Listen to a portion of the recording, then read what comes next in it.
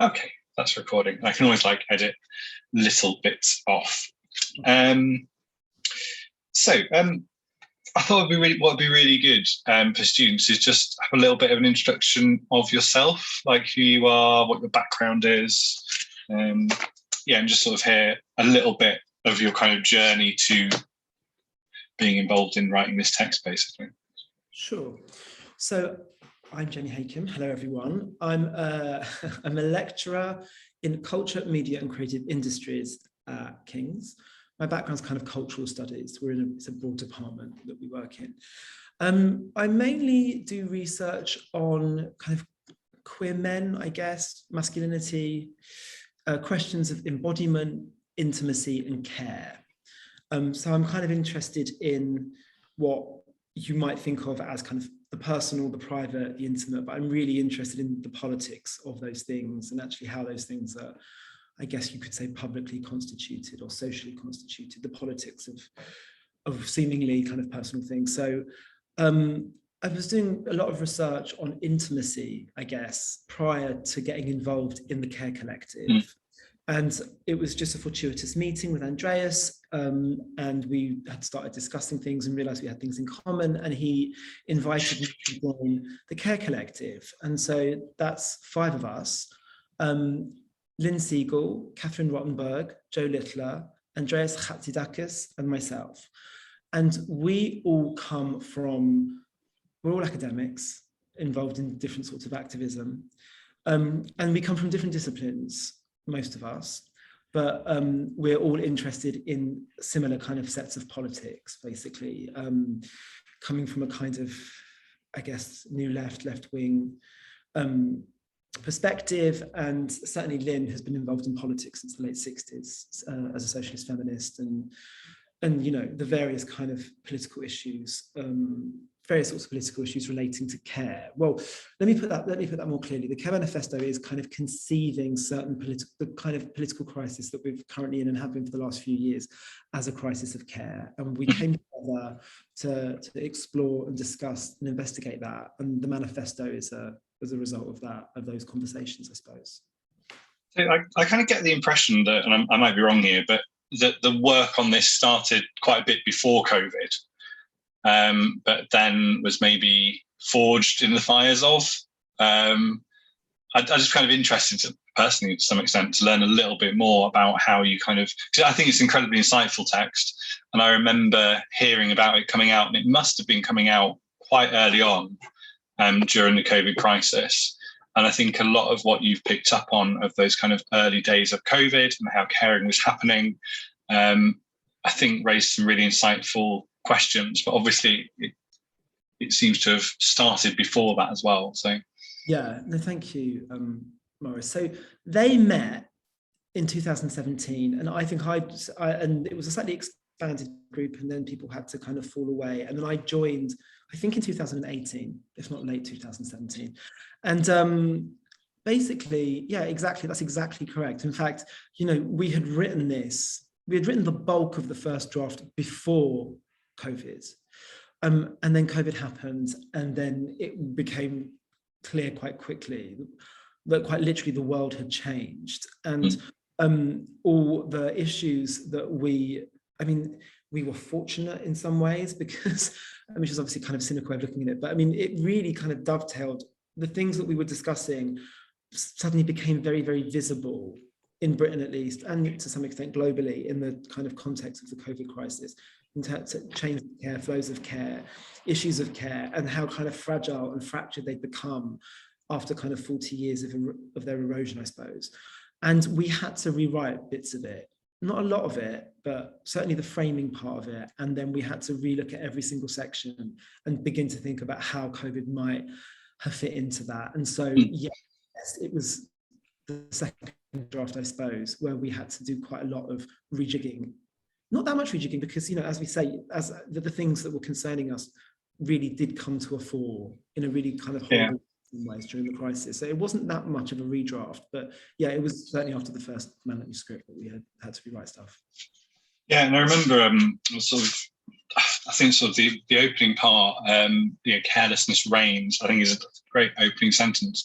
But I think thinking about that in terms of the COVID crisis, there was very much a crisis in care in the kind of like November time, 2019 it would be. And there were lots of headlines around A&E departments completely failing, ambulance services failing, and then, as you say, COVID hit. So I think it definitely identifies that problem of care services being cut, but being cut with a particular political ideology. So you really kind of have a very much knives out approach to neoliberalism. And I think this is one of the things I really like about it, is that you kind of identify this idea of measuring as being really problematic. I mean, it's something I've sort of looked at in bits of my work many years ago, actually, that when we start measuring something and we start trying to make it more efficient, then actually we very often stop being caring, especially when that measuring is with the idea of saving money or finding so-called better ways to do it. And I think that's a problem. Obviously, you kind of say that's a problem that's goes wider than just health and care. It's the way that we are trying to organise the entirety of society. But I suppose kind of what would be interesting, like some of them are kind of really clearly referenced, but from your point of view, were there any sort of dominant theorists that really helped guide you and your contributions to it? Kind of what for you underlies some of those perspectives on care and challenging neoliberalism? That's an interesting question, because there are 5 of us with different, I suppose what you might call 5 different archives of references that we kind of come to this with and work with. And so, for instance, myself and Catherine have slightly different versions of neoliberalism that we use in our own works, but how to kind of come to this and think about and think about how we're going to discuss this as a collective. And so some really interesting discussions came about. I mean, in terms of Catherine's book, Neoliberal Feminism, really kind of outlines where she comes from in terms of her understanding of neoliberalism. And so the quantification aspect of neoliberalism, I mean, one of the things about this term neoliberalism is that it's overused, I think, in lots of ways. And I'm guilty of that as much as anyone else that kind of works. Yeah. And I think that, it's always useful to have a precise sense of where you're coming from when you're using this term, and a precise sense of how you're using it. And that when you get together as a collective and think and try to have a kind of a collective voice, that's an interesting thing to work with. So I don't always, there are different aspects of neoliberalism that I'm interested in my own personal work. Catherine is interested in, I mean, perhaps I should not pull the curtain behind you to say we speak from a common voice, but Catherine's interested, but we don't, we're a collective and kind of discussions and conversations.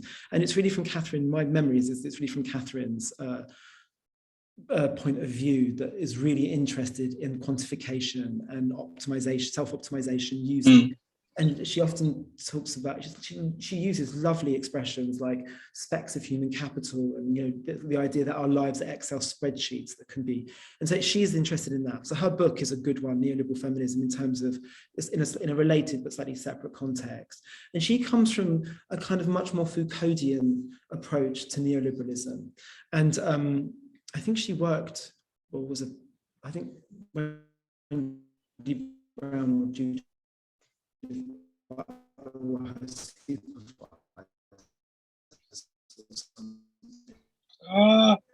so I think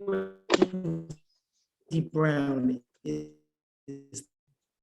the key reference point for her when it comes to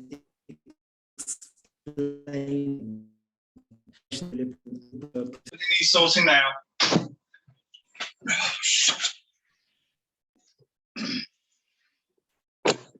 Hello. We're Hello. recording. I think we're still recording. I'm assuming that's not going to completely destroy it. Yes, my partner put the microwave on. Unfortunately, you put the microwave on. Turn it off. Yeah, it's all right. I have editing equipment. So we kind of lost you when you were talking about Catherine coming from a more Foucauldian perspective. Yeah. So in terms of seeing neoliberalism as one of the key aspects of neoliberalism being the kind of quantification, the optimization of human capital. Wendy Brown and her accounts of kind of political science accounts of neoliberalism, Foucault being the kind of major theoretical point. In terms of care, Joan Tronto was very important, kind of in terms of theorists. At the same, we were in conversation with Emma Dowling, who's published a book with Verso at the same time on the care crisis. Ours is obviously more of a political manifesto. Hers is a more kind of, I think she does ethnography, or she certainly does interviews anyway with people. I forget what that's called now, but I think it's called the care crisis. So that's a great reference point that wouldn't be included in the book because it was published after. And there was something else. Oh yeah, and in terms of the kind of politics of vulnerability, Judith Butler, the idea, the kind of really theoretical, the conception of kind of the subject that we work with is Judith Butler's idea that we're all vulnerable and interdependent. Yeah. Those are the major kind of reference. Those are useful reference points for your students, I think, to look at in terms of Yeah, and I mean, I think because I know that Butler text is one of my favourite. Well, those two sort of texts of hers. I can't remember the titles of them now. Precarious Life. Yeah. And those two. And that came across really strongly for me. And I think there's a lot that kind of healthcare and healthcare ethics needs to start taking that better into account, actually. I think we've become, maybe we're forged in, to kind of go back to the kind of Foucauldian note, sort of his work on Birth of the Clinic. We've been in this sort of very separate idea of the carers and the cared for, and that there are particular roles for each of those. And I think nurses are still very implicated in that, and not thinking beyond. Lost you if you can still see me. Oh yeah, I can still see you. Sorry. Oh. No, I lost you. You froze, and then okay. I didn't get the audio, so you have to ask me that again. Sorry. I think nurses have been very implicated in maintaining some of those very formal boundaries of who the carer is and who the cared for is. And I think work like Butler's, I think work like the Care Manifesto, starts pushing us to think about I think you've got to phrase it very carefully. I was about to say what we are delivering, but I don't think that's the right way to say it. I think it's about to think about what is being delivered, what is being produced, and how care is being produced. And I think you make very important points about we can't let this bottom-up approach be a substitute for. Yes. And I think there's a careful, very difficult balance maybe to be made between arguing passionately for trying to break down that barrier of carer and cared for, and just thinking about care as a relation that we are instantly implicated in by the virtue of being human, but also not letting that become an excuse to defund certain areas. Yeah, no, I think that tension is interesting for us between the bottom up and the top down.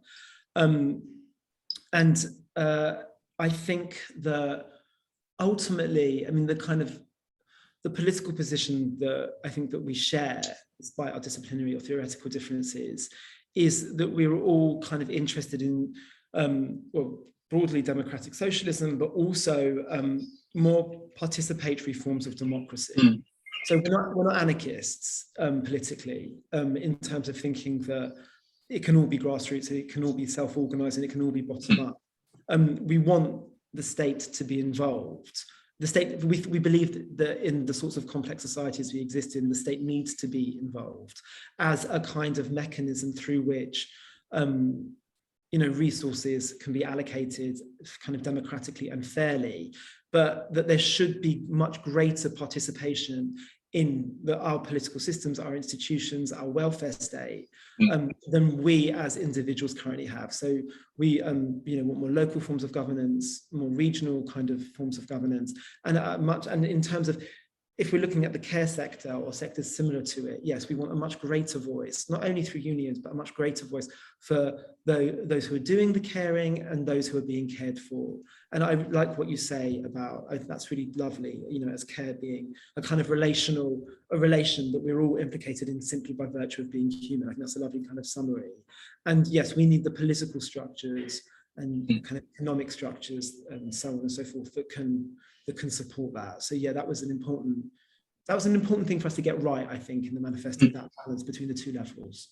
Yeah, I mean, and I think kind of one of the reasons why I want to set a text like this, because it could be considered a little bit left field to some extent for a nursing ethics course, and I realise that, but I think there are ethical questions that exist in the political realm that we need to equip nurses with a language and a framework to discuss, because it's entirely plausible that there will be, not in maybe the first couple of years of their careers, but in the 4 or 5 years after that, that some of the students on this course will be making decisions and be having to think about how they're making decisions, who they're making those decisions with, and the processes that go about. So a lot of what you were just saying about, actually, we need to make sure there is participation in that decision-making process, and there are the structures for that to happen. I think one of the things that I found really interesting in the text, I don't know whether this came from you, was the focus on space and neoliberalism. I know that's something that's kind of been in your previous work. But that really got me thinking about kind of some forms of care, particularly things like peer support groups, even those sorts of basic things, they need to happen somewhere. And I then picture some of the hospitals that I've worked in that have been more or less successful at facilitating that kind of work. And actually a huge amount of it does come down to, is there space for it to happen? So places like the hospice where I've worked, there were purposefully all different kind of physical spaces that were purposed in various different ways to allow that caring relationship to happen. And even the way that sometimes rooms were laid out, and patients were put together around tables, was very specifically done so that they could support each other, rather than just kind of in a waiting room waiting for care to happen from someone else. So it's all those sort of little things about kind of the politics of care, but then also how we set up the space of care and how that is also has a certain ideology to it and creates certain ways of caring or not caring for each other. Yeah, absolutely. I mean, one of the things that we're interested in, well, the main thing that we're interested in is having a kind of radically expanded notion of care. And we often go back to the care sector, broadly defined, the NHS and social care and so on. Because so much of how we understand care as a society can be exemplified by the changes that are happening there and by the practices which are implemented there and the kind of forms of resistance that emerged there. But this book wasn't a book about that. I mean, it had to essentially focus, but it wasn't. And it became, it's like almost utopian in some senses, imagining of what a society entirely based on care might look like. And in that sense, it's a sort of thought experiment, and it's a really interesting thing to kind of do, is to kind of imagine all sorts of human relations and all sorts of institutions and all sorts of infrastructures. What happens if you put care front and center at each, we talk about scales, but at each of these scales of society, each of these types of kind of assemblages, or these types of, what do those things begin to look like? And so it doesn't surprise me what you say about, I mean, I don't come from that background. I can't talk about hospices or hospitals, but it makes absolute sense to me that the tiniest detail needs to be thought of in terms of what is going to produce the most caring relationship. It isn't simply the money that needs to be kind of redirected back into, and to get private equity out of these spaces, and to get government democratically accountable money back into spaces. I mean, that is absolutely critical, but it's also exactly what you say about how people relate to each other, about the decision-making processes, about the physicality of the spaces and the infrastructures that they're working in. It was a really nice exercise before COVID happened. Well, even when COVID, to rethink, to think about, these various aspects in terms of caring relations. And so, yeah, what you say makes absolute sense in terms of what we've tried to do, I think. Yeah, and I mean, it's still one of the things that sort of wrapping my head around what it would mean to construct a society around care. I know what it doesn't mean. So at the moment, so if you look at kind of a lot of your caring institutions, they are run, particularly in the private sector. I imagine this is much more true of America, less true of the UK to some extent, but it would still hold true for a lot of care home providers, that their legal obligation doesn't necessarily have a lot to do with focusing care. Their legal obligation has to do with maximizing profits for shareholders. That is the way our society is set up. That's the way the neoliberal society is set up. It's about profit and profit extraction. And there is a legal duty to do that. So whether a care provider, whether you've got someone as a CEO who is a nice person or not, his legal duties, or her legal duties, would usually be a man, but would be to maximize profit. It wouldn't be to center those questions around care. And so I think it's such a fundamental shift that even when I was rereading it yesterday, I was like, I know what the problem is, but I can't reach with my head quite to where it fully would go.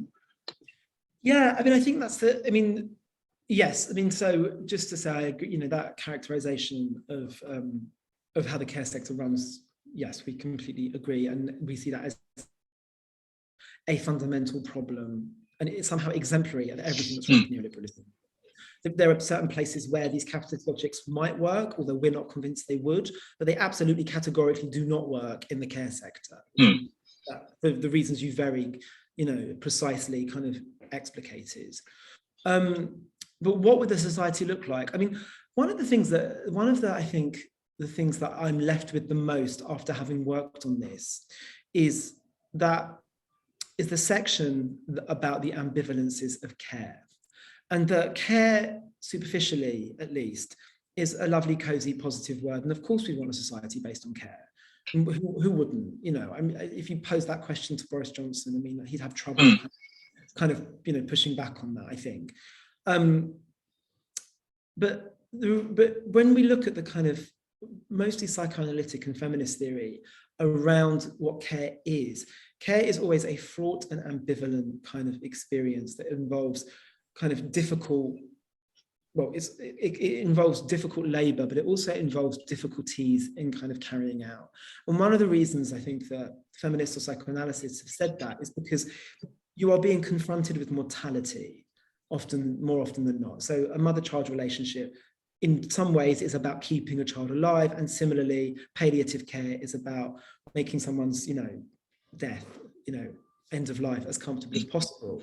So this is not a straightforward or easy thing to kind of have to deal with. And so, one of the problematics I think that the manifesto brings up is how do you, if we understand And also because, you know, if we accept that we're interdependent and not independent, you know, that challenge to your autonomy is also, I think, difficult to deal with. So there's a whole series of difficulties that theorists of care have raised in relation to care. So it's not even so much how would we imagine a society with a more kind of, you know, conversational, common sense idea of care of its heart? How do we begin to think about institutions that have to somehow negotiate and incorporate these difficulties, which I think is the real challenge. And I think, you know, in the book, we come up with some solutions. And, you know, I think that fundamentally, one of the things we argue is that we have to avow care. We have to avow interdependence. Neoliberalism is fundamentally based on the fact that we're competitive individuals and our only possible relationship to each other is that we're in competition with each other. Well, that's a disavowal of our fundamental interdependence. And so we need to enter spaces or political kind of projects where we avow that we are interdependent, we're dependent on it. And that's difficult, but by simply acknowledging that is one step towards, you know, navigating the difficulties of care. And the other one goes back to what we were saying before. You know, it's about participation and about having people's voices and having spaces to negotiate the difficulties together in a democratic way, which doesn't often happen in the sorts of the structures that you have just kind of described, particularly in the care sector, but also elsewhere in society. And you know, the manifesto is, in some senses, you know, it is a utopian imagining of a society based on care. But it is utopian and it is a book, and we're not saying these things aren't without challenges, and you know, hopefully it provokes people to think about what it means in the institutions they work in, the spaces they occupy. Yeah, I mean, and I think it very well, it very much flies in the face of very much like current UK political thinking. So I can't remember when he said it, but I was reading through this yesterday, and I sort of noted down on one of the pages, page 81, just for anyone who wants to look at it. But you were talking about kind of our societal and planetary concerns must come before profit. We must redistribute according to everyone's care needs. And obviously at the time, Boris Johnson had just said something that was particularly annoying because he does that every day. But he'd come out with that quote about forget cancer survival, look at economic growth. And it's just that you can come out with that phrase. That phrase even stands any chance of floating. I don't know, some of it shows me that we still have a very long way to go, because there is still a very deep current. And I think it's a deep current that is, I don't think it's actually as deep as we maybe think it is, but it's a current that is put out by the people who are never going to be short of care, because they will always have the money just to go and buy it. And like you say, that's kind of that you talk about kind of that the relationship between the kind of the ultra wealthy as kind of hiding their care needs, really. And I think we've got a ruling class that largely like to imagine they are not dependent, actually are incredibly dependent on people's labour. But are setting a political and economic and social agenda that then means many people who are having to work many, many hours just to have enough food, to have enough to pay rent, then become exhausted to be able to care for each other in the ways that I think you're wanting to kind of develop.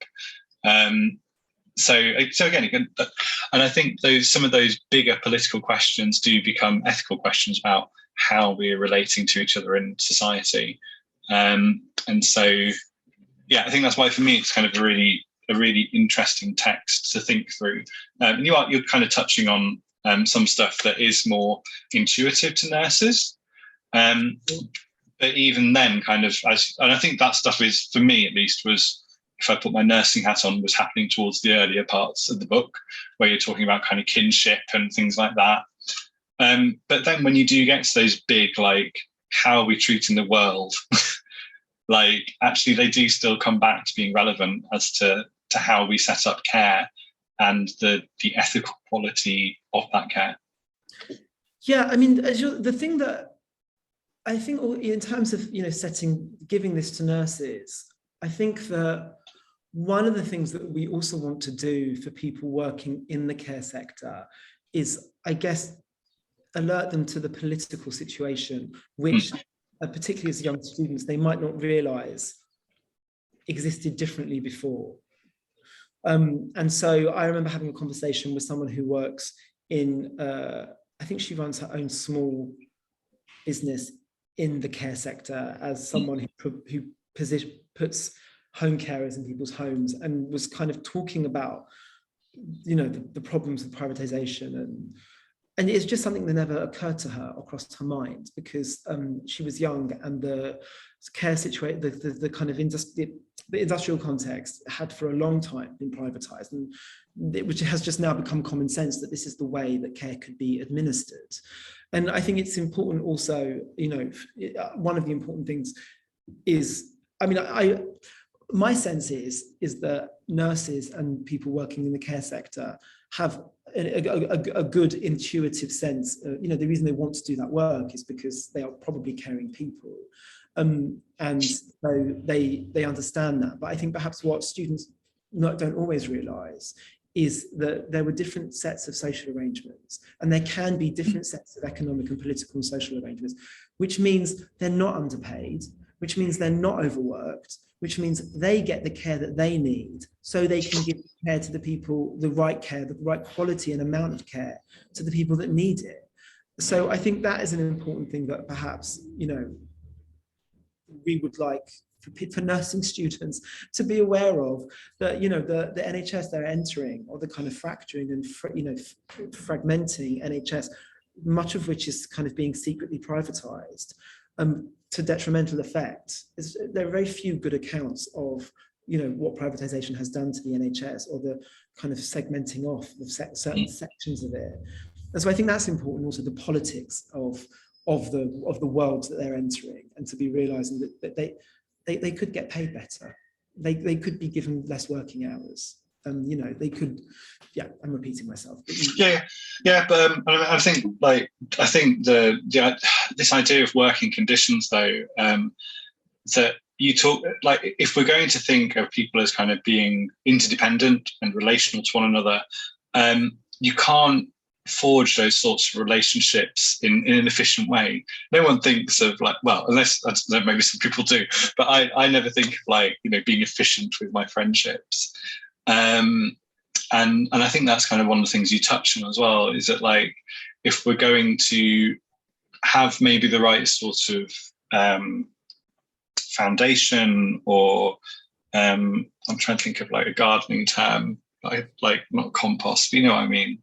Yeah. Like the right sort of soil for caring relationships to grow in. We can't be trying to do that in an efficient way. You actually need that kind of the space and air to breathe in those relationships and connect. And, you know, I mean, some of the stuff I've written about in other areas has been about, you know, the importance of slowness in nursing.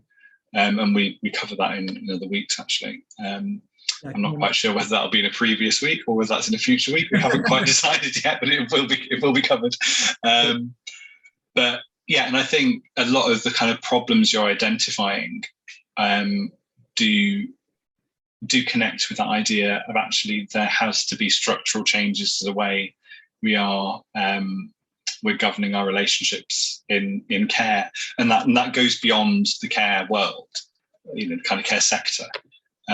Because if we're all just feeling constantly frazzled, all feeling like we've constantly got to do more, then we actually lose that ability to, you know, recognize our interdependence and work with that interdependence. I think is what you're really kind of aiming people towards, rather than disavow it. Actually, no, come on, work with it, and think about what the consequences of that are.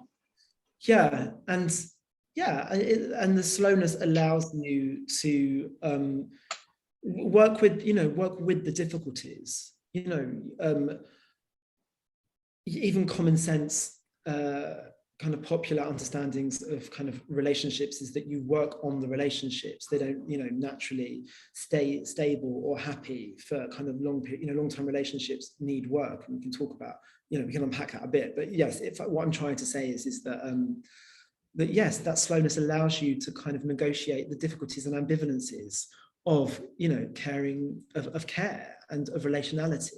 And I completely agree with you. The kind of, talking about not being able to quantify or make friendships efficient. Ros Gill does really interesting work on how there are popular apps and popular media texts which do say that you have to use these neoliberal logics in the realm of intimacy for straight women to kind of optimize themselves on the and it's women's magazines. It's highly unfamiliar, but yeah, and she says the same thing about intimacy, which is closely related to care. And that is absolutely right. Who in their right mind could possibly think that applying, apart from women's magazine editors, could possibly think, or Boris Johnson, that applying those logics to these more human kind of aspects of lives is possibly going to make the world better for anybody. So, yeah, I like that idea of slowness. There's a woman who's written a book about slow academia, which there's a book I keep wanting to read. But this is, it's the same as universities, as hospitals. We need to also, as teachers and researchers, meeting, I'm sure your students don't know this, but there are certain, we're measured, our quality of work is measured, and we have to reach certain outputs, and all of it is quantified in a way that you wouldn't imagine knowledge could be, knowledge production or research could be quantified. No, totally. Yeah, it's exactly the same in care work, that stuff is quantified that you would not normally imagine to be quantified or necessarily particularly useful. Yeah, the sort of probably final thing that I wanted to sort of ask you about is the promiscuous care, because it connects really well with the other paper that we'll be looking at, Ali Days, which I won't go into too much detail with. But I'd love to know why you settled on the word promiscuous.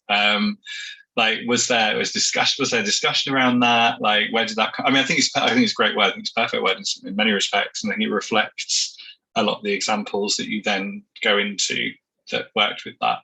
But why promiscuous care? So one of the major disagreements we had writing the book, there was a couple. One of them was whether we should use the term economy or markets, and there were certain economic issues that people had kind of disagreed on. But the other issue that was a problem was the word promiscuous. And I think that, that's obvious to some degree, in that promiscuous was often pejoratively, has historically been used pejoratively to shame people with an interest in, at least in sex outside of marriage, I suppose, is the kind of most concise way of saying that. And there's some discussion in that section of we had to be clear, because promiscuous is also what in cultural theory you would call polyvalent. There are multiple kind of meanings kind of attached to it, and so we had to do a lot of work, a degree of work within that section to make sure that we were being clear about what we meant, because promiscuous can also mean, kind of flippant. So throwaway, Throwaway. And one of the points raised in that discussion was that is exactly what neoliberal care is. Care under neoliberalism, it means that people only get 10 minutes with people. They're quickly going to, it's about as many people, seeing as many people with as little care as possible. And there is a way that you could describe that as promiscuous care. And so we had to be very careful to use the Douglas Crimp kind of version of that term. Is that worth me outlining? Yeah, go ahead. I'm a big fan of Douglas Crimp, but yeah, I think it would be useful just kind of for people to really get under the bonnet of that particular word. Yeah.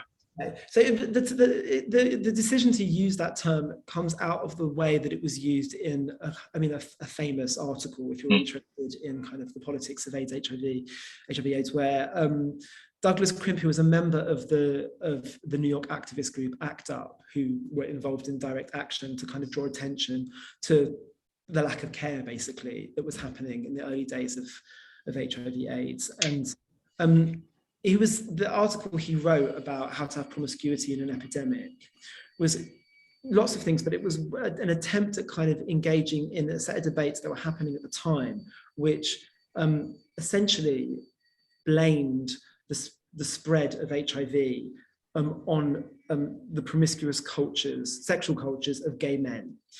And one of the arguments that came about, if that's what you thought was spreading HIV, then we should be involved in sexual abstinence. So there was a set of debates around that, and Douglas Crimp was part of kind of in a very theoretical way articulated an oppositional, a kind of critique of that, and saying that that it's not promiscuity actually that is spreading HIV. What if you actually look at the sexual cultures in urban centres after Stonewall, what you see is an amazing kind of what he calls multiplication and experimentation with sexual practice. And often that meant that people were involved in sexual acts that had nothing to do with the sort of penetration that was one of the more common routes of HIV and remains one of the most common routes of HIV transmission. And so the image that one kind of immediately thinks of is the sorts of S&M cultures, where often it's not about genitals at all, often it's about role play, and often it's about objects, and often it's about outfits. And so there isn't any hope of HIV. There's very little chance of HIV transmission in those sorts of moments. And so he says that promiscuity, that what we're calling promiscuity with all its kind of negative connotations, that culture actually meant that we could invent, multiply and experiment our sexual practices beyond the penetrative sex that is one of the most common roots of it.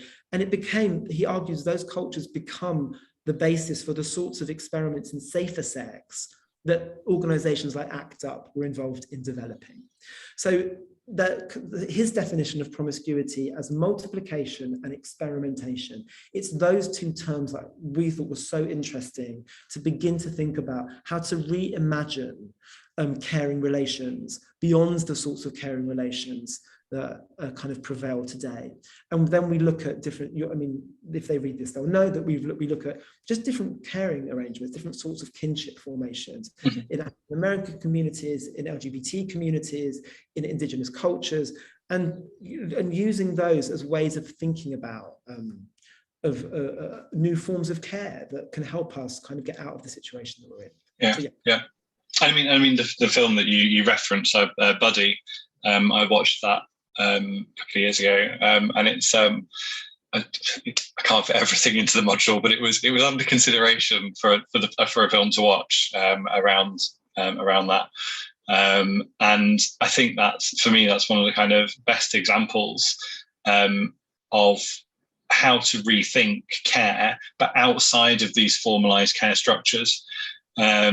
And I mean, and there were loads of it. I mean, there still are. I think HIV and AIDS is still a really rich area to think about innovations in care, because people still face a lot of stigma in relation to either their families or even their friends, and there's still sometimes a lack of understanding in medical circles or a very medicalized focus. And so charities and community groups have continually, like since I've been kind of had even peripheral involvement in those sorts of groups since about 18, 19, 20, have continually had to find ways to innovate. So finding ways to get people to take control over their care, changing the power dynamics in care, advocating for better access to medications, and all these things are kind of so often, I find, have brilliant examples in HIV/AIDS stuff that present in other areas like mental health and things like that. But I do find that kind of those groups particularly rich in giving that. And so I love it as a phrase. I think it's brilliant, and I think it kind of, again, it sort of reminds, just as kind of the idea to link it to Ali Day's paper very briefly, which I know you've not read, so but for me, the idea of promiscuity is there is a certain also angle of risk and open to the otherness. Yeah. And I think that's very much the angle. I'm actually not using the word promiscuity, but that's very much the angle Ali Day goes in at, of kind of opening up new possibilities for care. But I think also maybe inside that idea of promiscuity is that idea of there is a slight risky element in opening oneself up and providing care. Care isn't always, and we've maybe particularly seen that during COVID. Care is not always this thing where both parties are safe. There is a risk involved sometimes, but also a pleasure in that as well. In being able to do that care. Yeah, that's a really lovely way of looking at it. I mean, I hadn't thought of that, and I don't think, in our discussions, we never kind of talked about it in that relation, but it kind of links to work I'm doing at the moment about vulnerability and intimacy and being transformed. I mean, there's a quote by a woman called Catherine Angel who works at Birkbeck and looking at intimacy and vulnerability, and she talks about, I always mispronounce her name, Anne Shvektovich, who has written, I think the book that it comes from is about kind of representations of HIV and AIDS and kind of archive of feelings, is it? Yeah. It's called, yes. Yeah, exactly. Dredging my memory back a while, but yes. Yes, she talks about talks very positively about vulnerability and how it's both difficult and transformative, basically. And so I think that those kind of ambivalences and tensions of which these sorts of thinkers on care and intimacy draw our attention to, that these can be kind of productive spaces to kind of think with and think through. And so, that's interesting about risk and intimacy. That makes a lot of sense. I hadn't thought of it. Risk and vulnerability. It makes a lot of sense when you say it. It's almost commented, but I hadn't thought of that. That's very true. So as I said, hopefully these two texts will sit nicely alongside each other. And I think her text is more applied than yours. It's kind of it's ethnography, so it is inherently working with like real life situations. So my actual last question. I wanted to know why you went for like a manifesto format. Because it's not your sort of traditional academic text that you may sort of write from a bunch of academics. So why go for a manifesto style? That's interesting. I don't think we ever self-consciously I think someone, we began as a reading group, and the intention, I don't think anyway, certainly it wasn't clear to me that when I joined slightly later that there was ever an intention of writing something together. It was just, discussing these ideas and reading, working common. The orientation of the academics is, as I say, very kind of activist. Certainly Lynn, and certainly Jo and Catherine, and me and Andreas also. Andreas particularly, actually, I'm doing him a disservice. But anyway, so it's not entirely out of the realms of the academic work that we were all involved in, but there should be some sort of political intervention. But I think there was a crisis, and we wanted to make a political statement. So there is some analysis in there, and there's some conceptual development, the sorts of things you see in academic work. But ultimately, it's a brief book. It's relatively accessible, I think. I think it totally is. Like, actually, I think it's probably the most accessible text from a readability point of view that we have that's on the course. I mean, it stretches from Foucault through to this, maybe. That was, I'm glad you say that, because sometimes I read my work and think it's accessible, and then I give it to my dad, and he's like, I don't understand it. That wasn't the case with this. He actually read this. So